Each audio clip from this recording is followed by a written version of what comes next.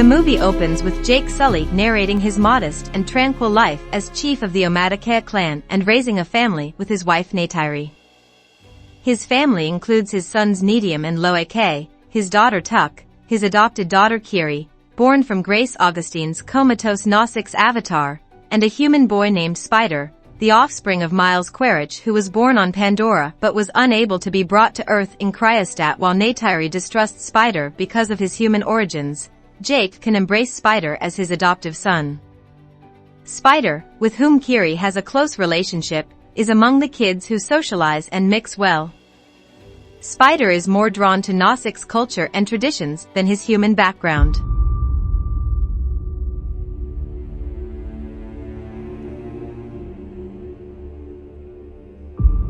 They go about their daily lives as usual until they suddenly spot an unusual star in the night sky. They are shocked to learn that it is an RDA spaceship carrying people who are colonizing Pandora and building a new main operations base, significantly harming Pandora in the process.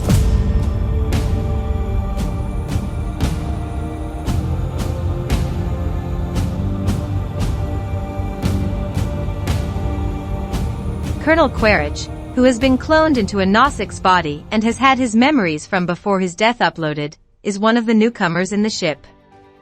Quaritch is therefore unable to recall his death at Jake's hands and is instead only able to recall the past and his vengeful mission to kill Jake. Jake directs a systematic guerrilla operation against the RDA supply lines, weakening them, to stop the RDA from abusing Pandora once more.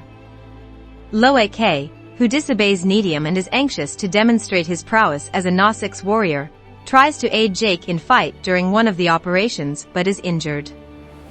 Jake saves him and teaches him not to put his own safety in peril by acting recklessly. That evening, as Jake was attending to his wounds, Neytiri gently reminded him not to be too harsh on Loeke. Jake responded by expressing his concern as a parent for the security of his kids. Quaritch, who is upset over the retaliatory attack on the RDA supply lines, launches a quest to find Jake and kill him. Jake's kids journey deeper into the rainforest on a joyful expedition with Spider. They are unaware that Quaritch and his team are nearby, exploring the location where Quaritch finds his human remains. They are present, and a perceptive Loeke observes and promptly alerts Jake. Jake's kids are taken prisoner by Quaritch's group after a skirmish breaks out. Most of them are released when Jake and Neytiri arrive in time, but Spider is captured by Quaritch, who recognizes him as his son. On the ship, the RDA tries to force Spider to provide information about Jake, but he resists. Quaritch shifts tactics and addresses Spider as his son while also providing more information about the Gnostics in exchange for Spider's freedom on his side.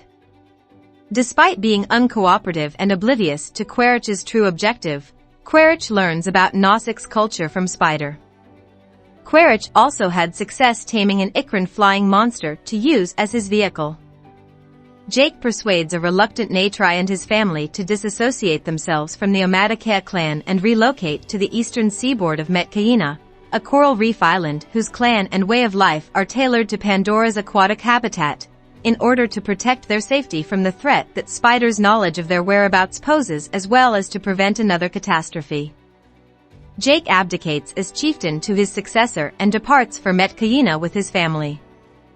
As they arrive, they are welcomed by the clan chief Tanawari and his wife Ronal, who at first have their doubts about them.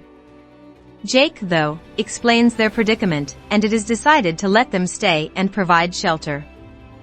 Jake and his family are mocked by certain tribesmen because of their genetic human heritage, but as they learn the traditions of the reef people, they gain the respect of the tribe.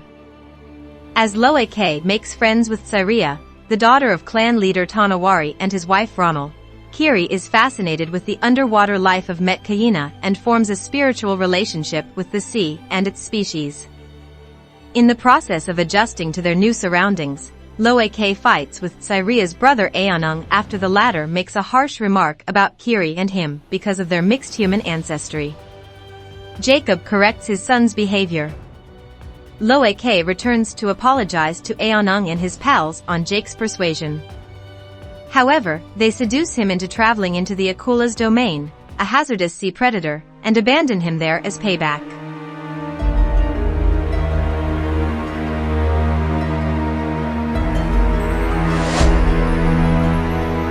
In an attempt to harm Loeke, the Akula.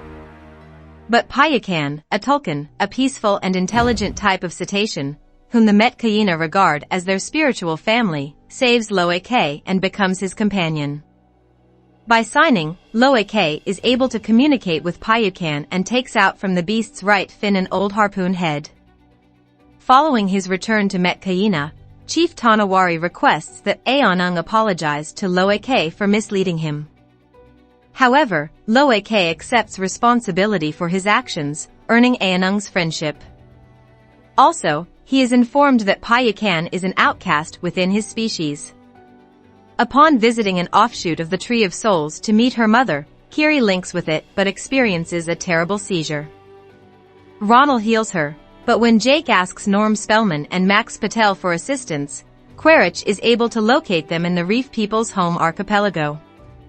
He hijacks a whaling ship that is hunting tulkuns in order to collect their brain enzymes for use in developing anti-aging treatments, bringing Spider along with him. Quaritch tells the whaling crew to wantonly kill the tulkuns in order to bring Jake out before he begins mercilessly interrogating the local tribes about Jake's whereabouts. When Loeke mentally connects with Payakan, he discovers that the tulkun was expelled because he disobeyed his species' rules and attacked the whalers responsible for his mother's death. When the Metkayina hear about the tulkun killings, Loeke and his siblings Tsaria and Aonung leave to warn Payakan. They discover Loeke, Kiri, and Tuk being held captive by Quaritch, and Payakan being pursued by the whalers. Jake, Neytiri, and the Metkayina headed out to confront the humans since their children were in danger. Jake is forced to submit by Quaritch, but when he realizes that his soul brother is in danger, Payakan fights the whalers, starting a conflict that leaves the majority of the crew dead and seriously damages the ship, leading it to sink. Loeke and Spider are saved by Nedium, who is then fatally shot. Jake is up against Quaritch, who is holding Kiri prisoner. Quaritch first rejects his son when Neytiri does the same to Spider, but changes his mind after Neytiri cuts Spider on the chest. When the ship sinks, Jake, Quaritch, Neytiri, and Tuk get trapped inside. After Loeke and Payakan rescue Jake after he chokes Quaritch to unconsciousness, Kiri summons water monsters to assist her in rescuing Neytiri and Tuk. Spider locates Quaritch and saves him, but after seeing how cruel Quaritch was to the Nausicaa and how he prioritized killing Jake's family over being his father and being a good man, he decides to leave Quaritch and return to Jake's family. Jake and his family decide to permanently reside with the Metkayina following Nedium's funeral. Thanks for watching. Kindly subscribe to my channel.